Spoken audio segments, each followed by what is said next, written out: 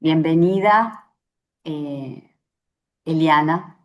Ya te voy a presentar formalmente. Un placer recibirte para esta entrevista en Rupturas Inteligentes. Bueno, bienvenida.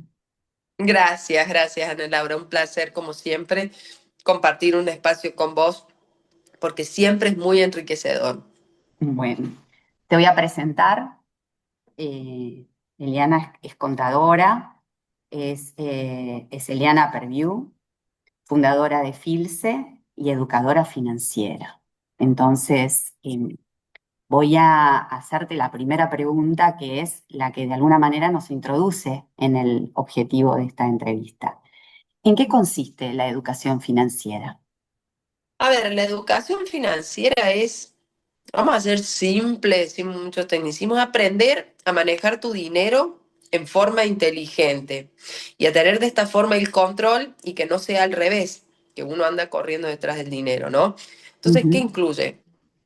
Saber armar un presupuesto, entender a dónde se va nuestro dinero cada mes, entender la diferencia entre necesidades y caprichos, ahorrar sin tampoco sentirnos privados de todo, aprender a invertir para no solamente mantener nuestro dinero, sino que también crezca. ¿Vos crees que los argentinos estamos educados financieramente?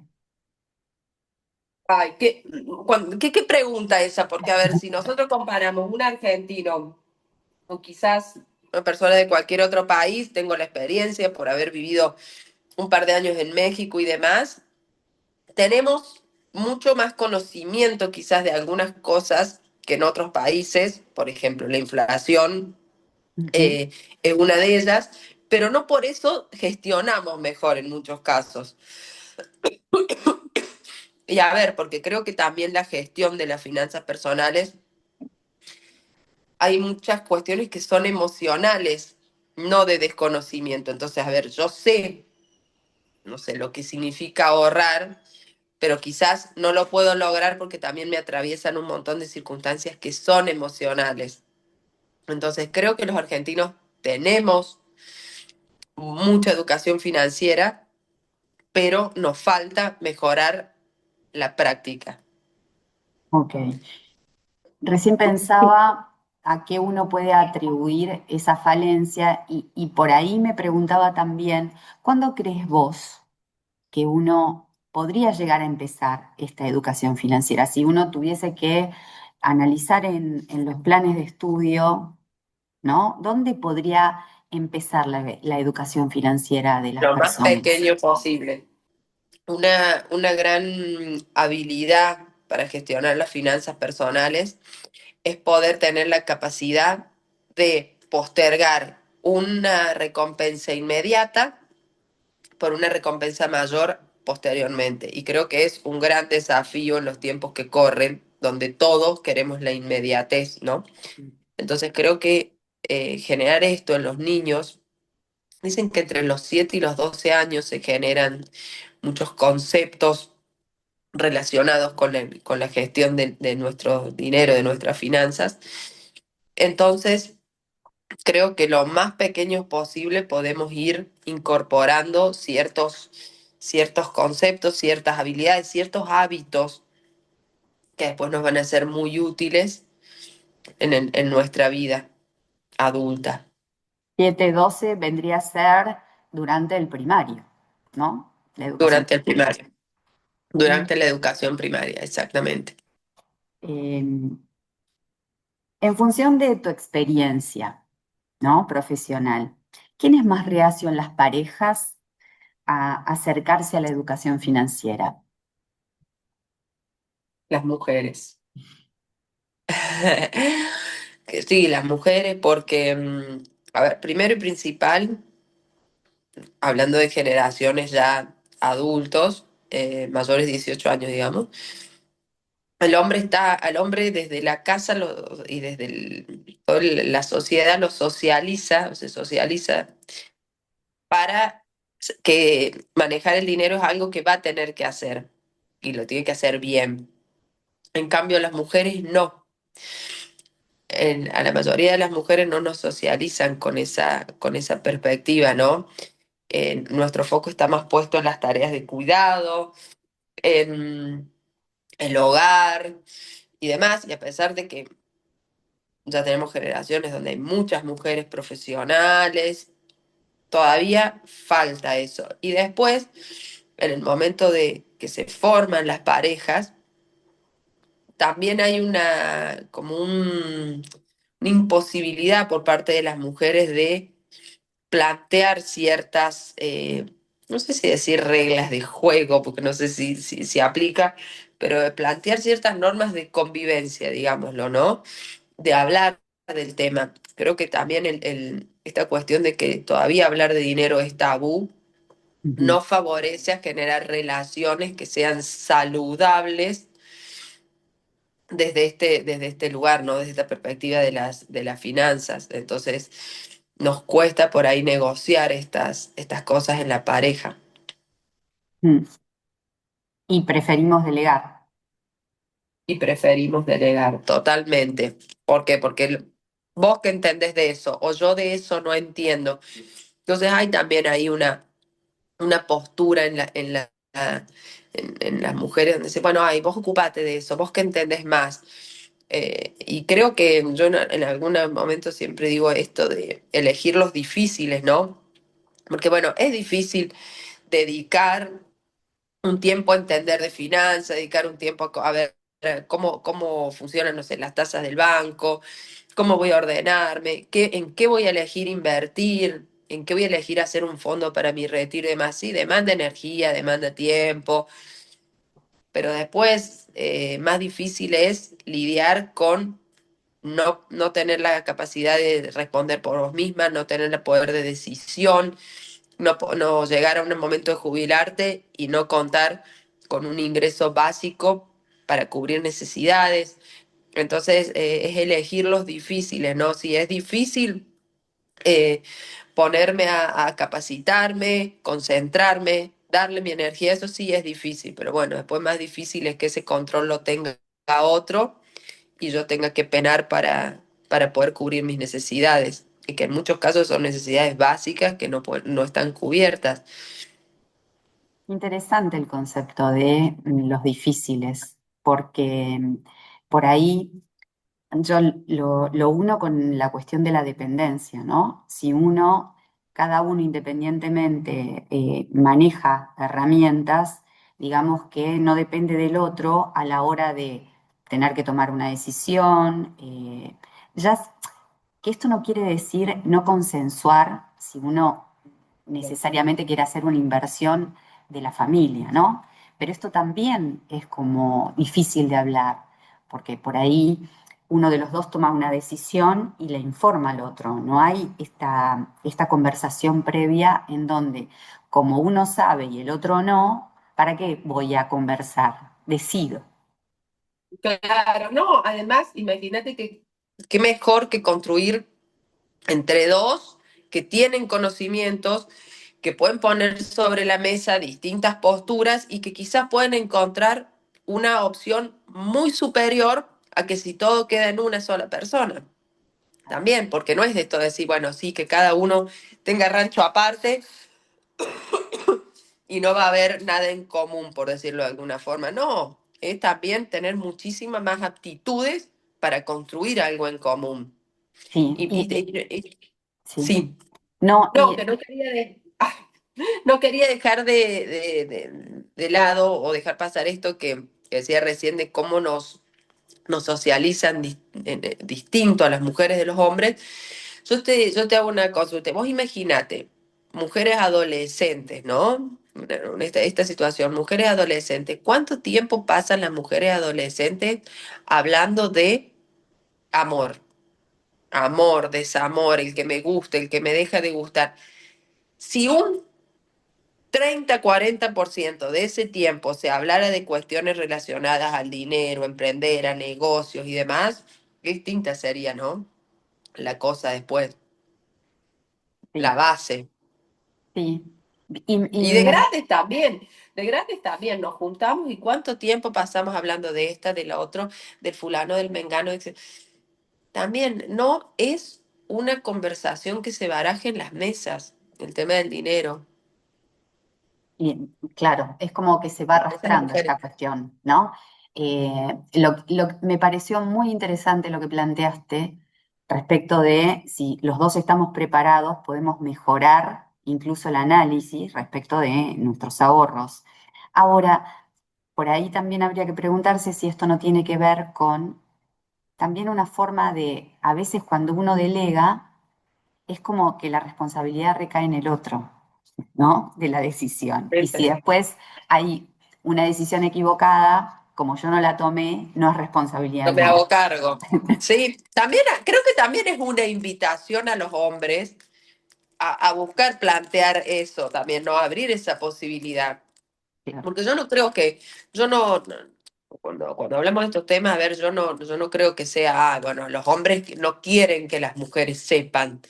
No, no, no, yo no creo que eso sea así. Yo creo que también invito a que las charlas de inicios de pareja también incluyan este tipo de cosas para los dos lados. Sí, claro. El otro día me llamaron por una consulta y habían tomado la decisión de elegir al momento de casarse el régimen de separación de bienes, sin Bien. saber qué quería decir esto. Pusieron la X en la decisión, ¿no? Y ahora querían informarse. Y eso me llamó sumamente la atención porque dije, qué raro no preguntar antes, ¿no? Ir, elegir, no saber a qué me estoy sometiendo y, en definitiva, hacer el análisis con posterioridad a haber hecho la elección. Aún así, me pareció bien, ¿no? En este tipo de situaciones. Te quiero preguntar, ¿qué es Mira, fin? Sí, yo te quiero sí. preguntar algo para que quede, que está buenísimo. Si vos nos podrías, te invierto el rol. Ana Laura, ¿vos nos podrías explicar qué implica elegir al momento de casarse un régimen de separación de bienes cortito y simple, entendible para todo el mundo? Cortito y simple. De alguna manera es muy parecido a lo que pasa en algunas parejas hoy, porque muchas veces cuando hacen la consulta, en la pareja hay economías separadas. Cada uno administra su propio dinero y Ok. lo utiliza para diferentes funciones dentro de lo que es la familia. Pero la separación de bienes tiene que ver con esto, o sea, yo me manejo económicamente en forma individual. Lo que yo compro va a estar a mi nombre y es mío, y el día que nos separamos me lo llevo. Y lo mismo ocurre con el otro integrante de la pareja. De alguna manera, esto que vendría a ser la contracara de lo que es la comunidad, en donde no importa quién genere los ingresos, sino que como esto es un proyecto común, ingresa al patrimonio de ambos. O el día que nos separemos va a haber una división de esto. En el caso de la separación de bienes, esto no ocurre. Entonces, esta es la consecuencia más importante que tiene el régimen de separación de bienes. Te hago otra consulta. Habiendo optado por un régimen de separación de bienes, ¿se puede, por ejemplo, adquirir un bien que sí esté a nombre de los dos? Es que no hay impedimento. No hay El, impedimento. claro, precisamente, yo puedo comprar el bien y ponerlo a nombre de los dos, digamos, pedir que la escritura esté De la actitud. llevada a cabo o otorgada de esta forma. Eh, Perfecto. entonces, sí se puede, aún Es la estando bajo el excepción a la régimen, regla. claro, lo pactan entre las partes. Pero Perfecto. bueno, está bien el tema de la explicación porque justo salió Sí, sí, sí. esto como para que no quede sin entenderse. Bueno, ahora sí, ¿qué es FILSE? FILSE, bueno, FILSE, que es Fundación Iberoamericana para la Soberanía Económica. FILSE, podríamos decir que nace su raíz en el 2021, cuando yo desde lo personal vuelvo de México a vivir a Argentina, después en plena pandemia. Y ahí nace FILSE. FILSE nace porque a mí me hablan desde una ONG acá de la provincia de San Luis para colaborarles en todo el armado de su estructura como fundación, ¿no? Y empiezo a tener ciertas charlas. una fundación que trabaja son socorristas de intervenciones voluntarias de embarazos. Entonces, hablando en las reuniones que teníamos por las cuestiones que estábamos tramitando, empiezo a ver los talleres que hacían y me empieza a llamar la atención el tema de las situaciones que se daban y empezamos a decir, bueno, podríamos hacer alguna actividad en conjunto y empezamos a hacer algunas charlas, algunos talleres relacionados a violencia económica. Después ya también empezaron a incluir en unos cuestionarios que hacían en los encuentros preguntas relacionadas a esto y se empieza a visibilizar mucho el tema de que lo único que más o menos se distinguía como violencia económica era la falta de pago de cuota alimentaria. Pero que había, en el general se veía algo que era que todo el mundo decía, no, yo nunca sufrí violencia económica, nunca. No, yo eso jamás. Mucho se daba eso. Se empieza a ver un poco el tema de la falta de pago de las cuotas alimentarias. Y empezaba a decir, bueno, me parece que hay que trabajar porque hay un montón de otras cosas que implica la violencia económica que no se están viendo. Y empezaban así como a caer fichas, ¿no? Así nace la idea de Filce, ¿no? El espíritu, el alma de Filce, nace de esta forma. Entonces empezamos a decir, bueno, ¿qué herramientas pueden ayudar a bajar esta exposición a la violencia económica? La educación. Entonces, empezamos a decir, bueno, nosotros vamos a trabajar cuatro ejes: la educación financiera, el emprendedurismo, las nuevas tecnologías y las nuevas economías. El año pasado logramos hacer la formalización de Filce como fundación con todos sus registros a principios del año pasado y empezamos de esta forma poder fortalecer y hacer un trabajo mucho más ordenado, hacer alianzas estratégicas con distintos actores de la sociedad, como es, por ejemplo, Mujeres en Cripto. Y bueno, y ahí vamos, en un caminito que es un poco lento, pero firme. Nosotros las principales actividades que hacemos son talleres, son espacios educativos.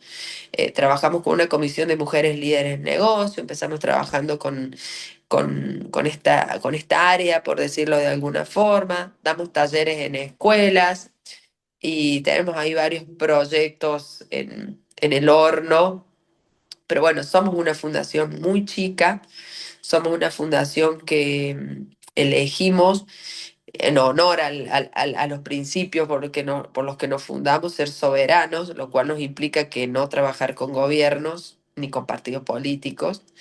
Eh, entonces, bueno, eso también nos hace que por ahí en los flujos de fondos sean un poco más bajos y eso nos cuesta al momento o sea, nos representa un obstáculo por ahí al momento de llevar a cabo estos proyectos. Pero bueno, vamos creciendo, vamos aprendiendo mucho también en el camino y generando herramientas internas para poder llevar a cabo estos proyectos. Ok. Em, ¿Son actividades presenciales o también se hacen virtuales? Tenemos actividades presenciales, tenemos actividades virtuales. Allá en el 2021, cuando FICE todo era no, 2022, perdón, era una idea, no estaba constituida, hasta llegamos a hacer unos talleres para penales femeniles de México, para 8 penales femeniles, para mujeres privadas de su libertad, que la verdad que fue muy gratificante realizar una actividad como esa. Así que sí, la virtualidad no nos permite también llegar a otros lugares. Hemos dado talleres para una comunidad de latinas en Australia, para Ecuador. Sí, hacemos virtuales y presenciales las actividades. Muy bien. Em, Pregunta, ¿y cómo se puede formar parte de la fundación? Hoy por hoy lo que tenemos y está siempre abierto es la posibilidad de que se sumen de forma voluntarias, voluntarios. No tenemos muchos hombres que trabajen, de hecho tenemos algunas colaboraciones así muy esporádicas, pero normalmente somos todas mujeres y está abierta siempre, las puertas están abiertas siempre para distintas propuestas, para colaborar o para traer propuestas que nosotros podamos apoyar también. Así que contactándonos, nos pueden presentar proyectos, nos pueden traer propuestas y así sumarse y colaborar. Nosotros, el equipo es muy chiquito y tenemos por ahí muchas mujeres que colaboran en actividades especiales. No están en la diaria, por decirlo, pero sí tenemos como un equipo para tal actividad, otro equipo para otra actividad y así vamos dándole sustentabilidad, digamos, porque si pretendemos por ahí que en forma voluntaria todas estén para todas las actividades, los proyectos y demás, es insostenible. Pero hemos logrado de esta forma poder tener una sustentabilidad con esta participación por proyectos. Y dentro de esos proyectos, eh, ¿existe la posibilidad de, por ejemplo, dar charlas en los colegios? Sí, sí, lo hemos hecho. Lo hemos hecho.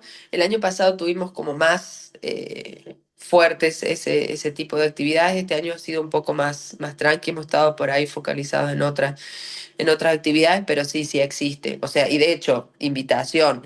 Si algún colegio quiere que hagamos una charla, que nos escriba, nos contacte por Instagram, por mail, por la web, por donde sea, y con muchísimo gusto lo organizamos. Buenísimo. Ahora vamos a ir a como una especie de práctica, ¿no? O al menos algunas primeras herramientas, o sea, ¿cuáles serían las primeras herramientas de una persona eh, para iniciar la educación financiera de cero? O sea, ¿qué tengo que tener yo si yo quiero empezar hoy mi educación financiera? Ojo, esta pregunta me hace mucho ruido porque de repente podría decir, bueno, separar los gastos o armar un presupuesto. Y yo creo que en realidad las primeras herramientas y un poco cuando hablamos desde qué edad se puede empezar a impartir la educación financiera, creo que van con eso, ¿no? Creo que las primeras herramientas son entender que todos tenemos distintas economías, que las finanzas son muy individuales. Lo que me sirve a mí muy probablemente no te sirva a vos, no le sirva a ella. Entonces, creo que primero y principal, entender eso.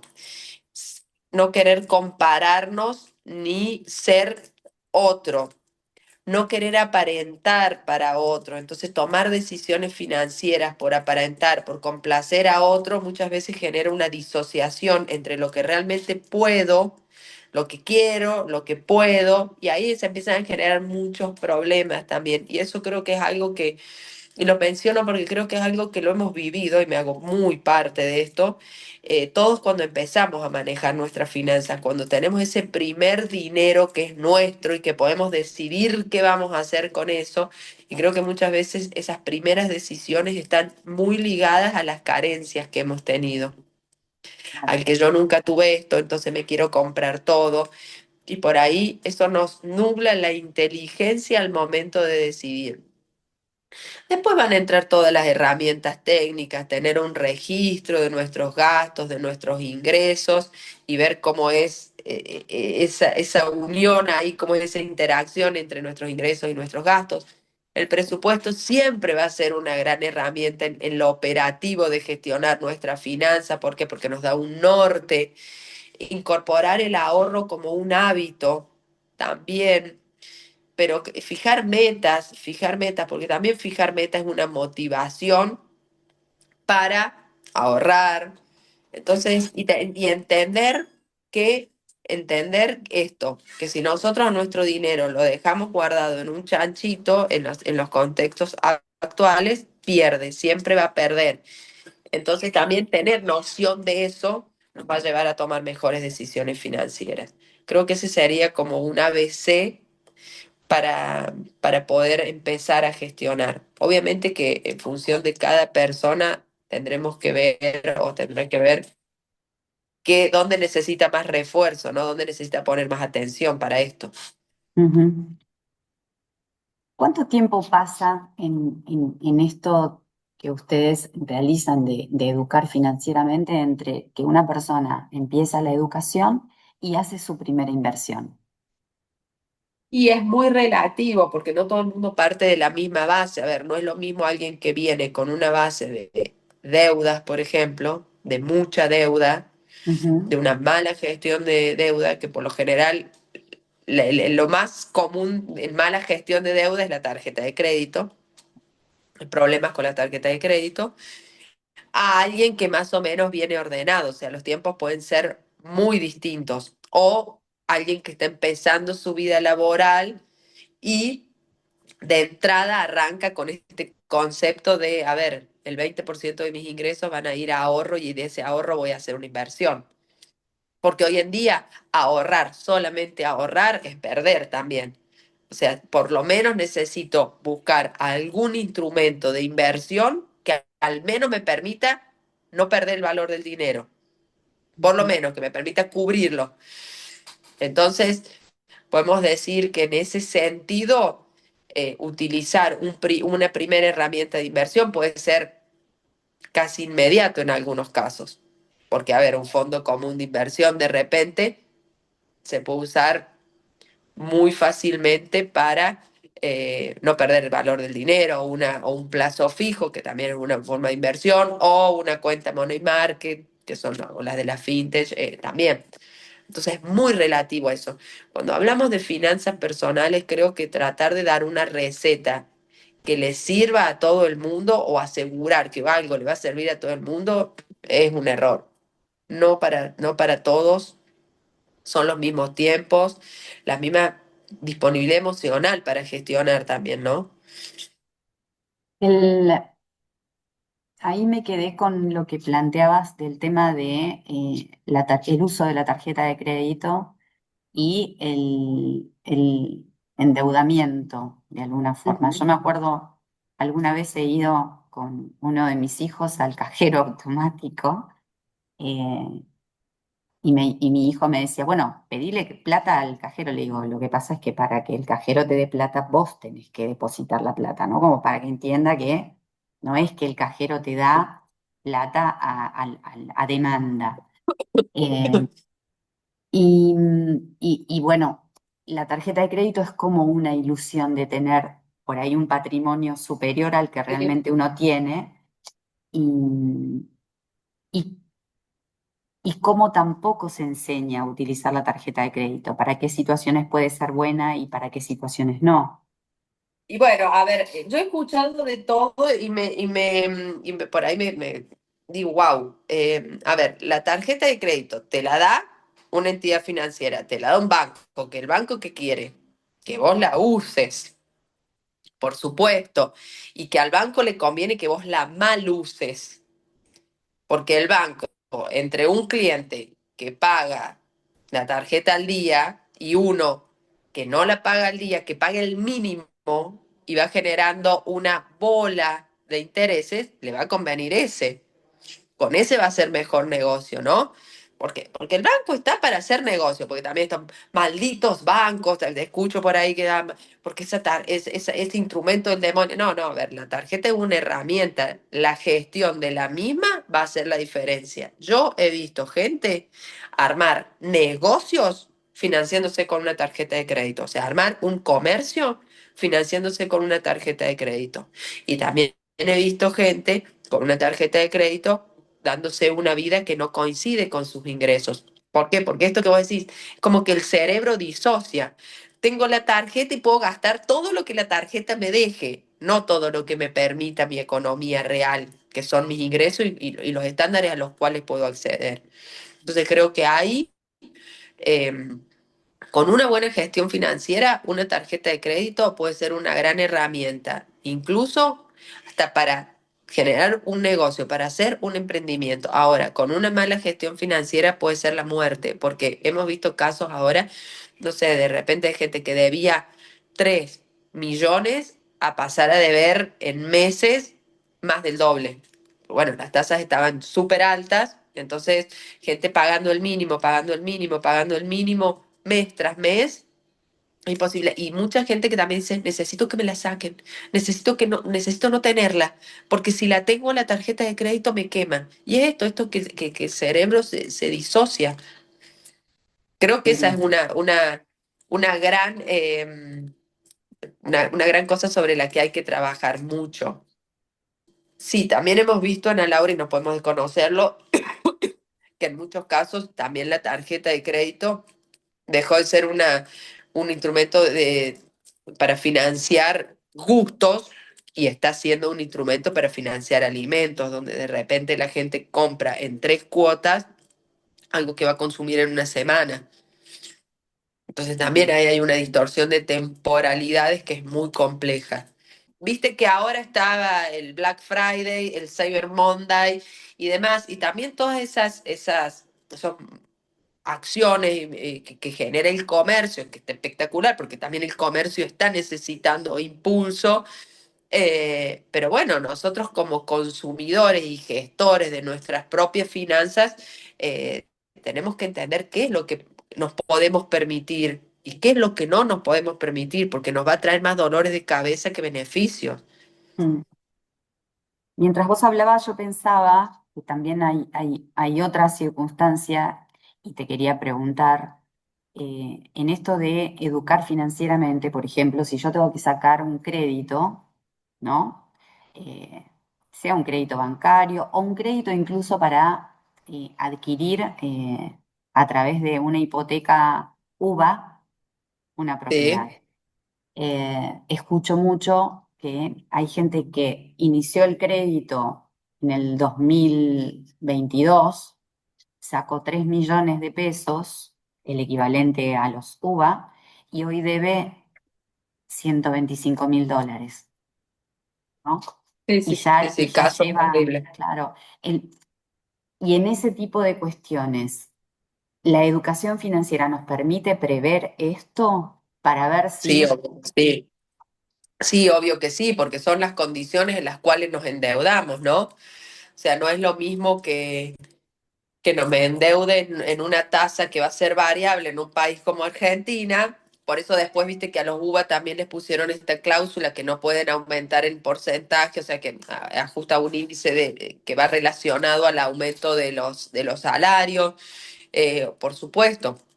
Por supuesto que la educación financiera es una gran herramienta para estas situaciones.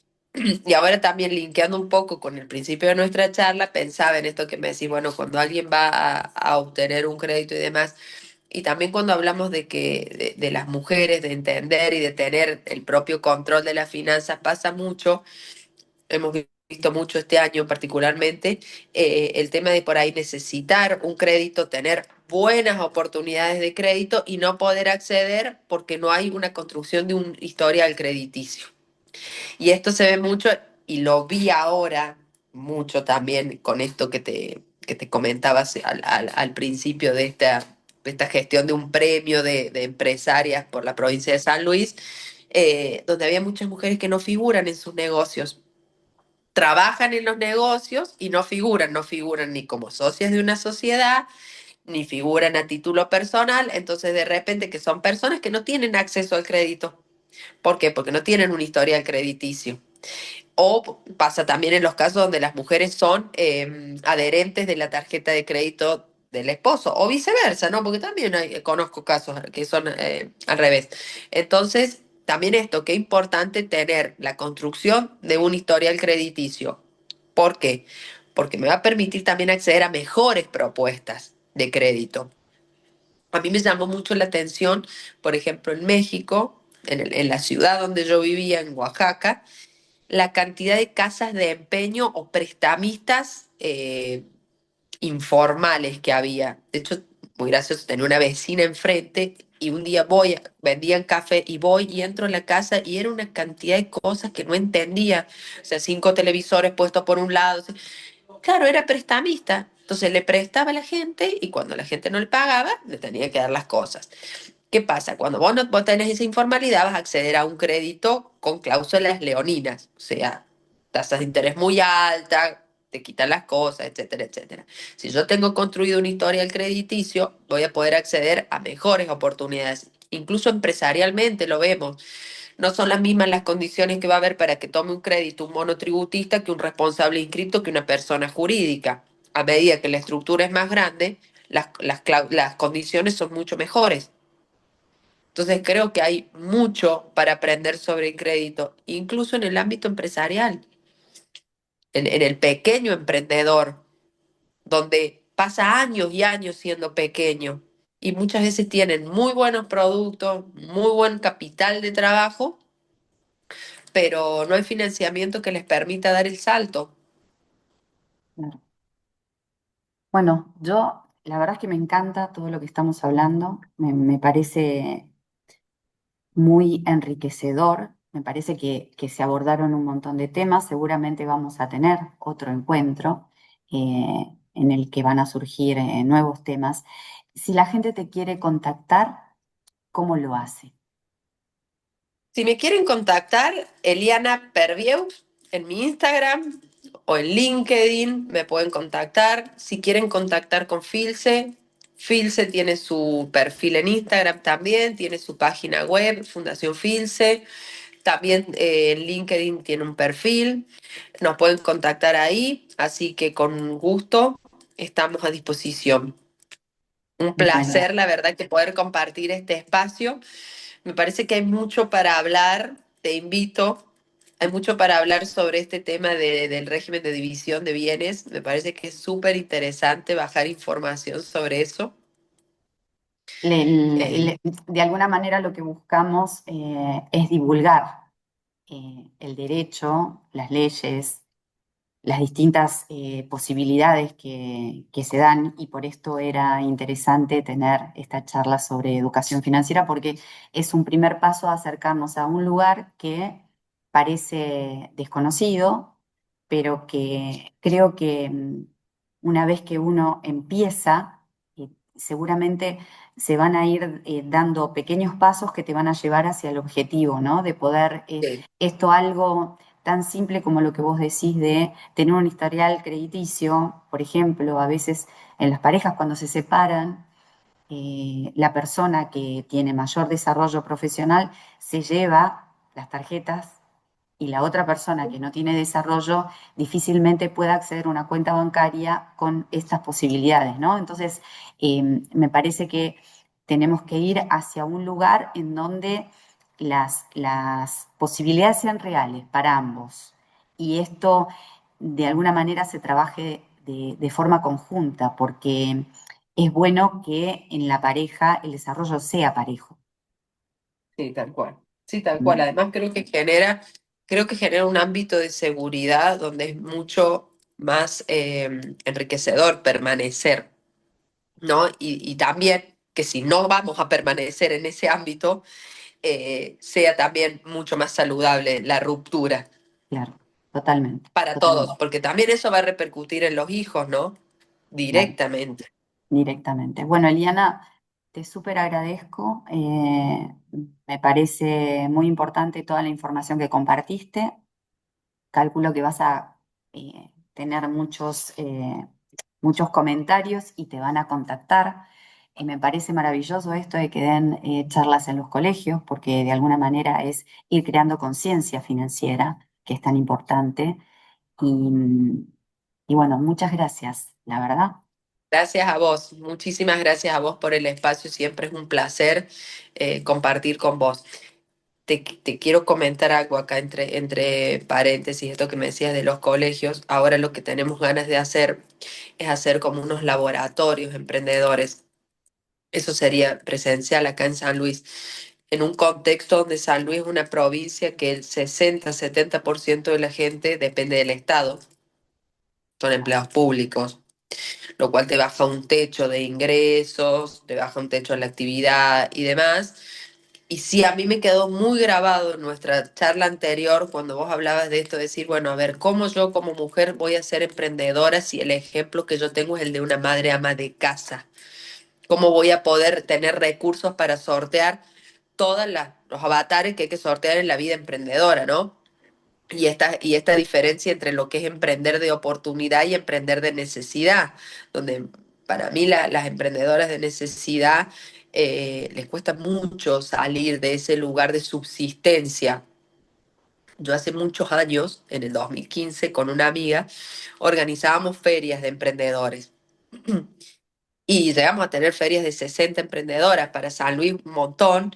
Y alguien de mi entorno un día me dijo, deja de hacer esas ferias de separadas, porque veo los emprendimientos y son todas mujeres que están separadas y que los emprendimientos son, o sea, no van a prosperar, ¿me entendés? O sea, de una manera muy cruel en algún punto, pero también no dejaba de tener cierta realidad de que no tenían muchas de los espacios, no tenían proyección por eso, porque eran muy de necesidad, muy a pequeña escala. Entonces, nosotros creemos que instaurar estos laboratorios emprendedores apuntados específicamente a mujeres puede cambiar mucho la visión de las mujeres jóvenes. O sea, nosotros acá en San Luis tenemos chicos que vos los escuchás en la universidad, cuarto año, quinto por recibirse, y lo único que aspiran es un puesto en el gobierno. O sea, estamos fritos.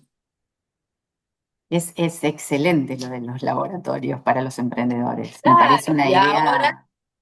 claro, y ahora con esto de la CAME, como que enganchamos todo y podemos contar por ahí con otras estructuras, con otras presencias, con otros apoyos, pero creo que es fundamental, o sea, sembrar un verdadero eh, espíritu emprendedor. Acá también es muy común. ¿De qué te trabajas? Ah, proveedor del Estado. O sea, proveedor del Estado ha pasado a ser una profesión prácticamente validada socialmente. ¿No? Y sobre todo si el empleo es público, es un tema y me parece que generar una alternativa siempre trae nuevos vientos, nuevas oportunidades y por ahí quien te dice, de alguna manera permite bajar ese empleo público y pasar a tener otro tipo de sustento. Y yo creo que y yo creo que en eso se puede llegar a generar un impacto social muy grande, pero muy grande. Sí, incluso uno Y puede también, pensar que esto se puede replicar en distintas provincias donde también tienen el mismo problema. sí, totalmente. Yo creo que como país tenemos una gran tendencia en lugares acá como, bueno, como San Luis se nota mucho porque es muy chiquito y acá lo podés medir a contacto y ojo prácticamente. Pero bueno, ese por ejemplo es un desafío ahora para este año, quizás para el verano, porque por ahí, a ver, el mayor público serían realmente adolescentes de escuelas secundarias y de primeros años de la universidad, que de hecho ahí tengo bueno, una de las, por ejemplo, una de las mujeres que trabaja así en actividades medias eventuales de la fundación es abogada y Ujú. quiero ver con ella el tema de el trabajo con menores, los espacios, los recaudos, las previsiones y demás que hay que tener, pero sí creo que es algo que vamos a poder llevar en el verano, para mí sería ideal.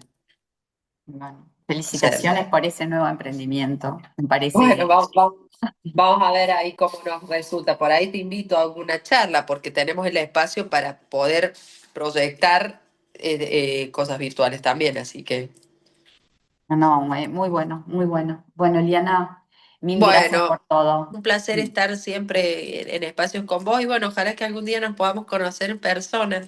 Seguramente, no va a faltar oportunidad. Me voy a ir yo hasta San Así Luis. es. ¿Eh? Hasta San Luis, cuando quiera. Esta es la mejor época, no sabes cómo está lloviendo, está todo hermoso, los ríos llenos de agua, la Sierra Verde, está divino. Va a ser un Buenísimo. verano atípico. Bueno, te mando un beso grande y Un muchísimas gracias. abrazo, que Chao. estés muy bien, chao, chao.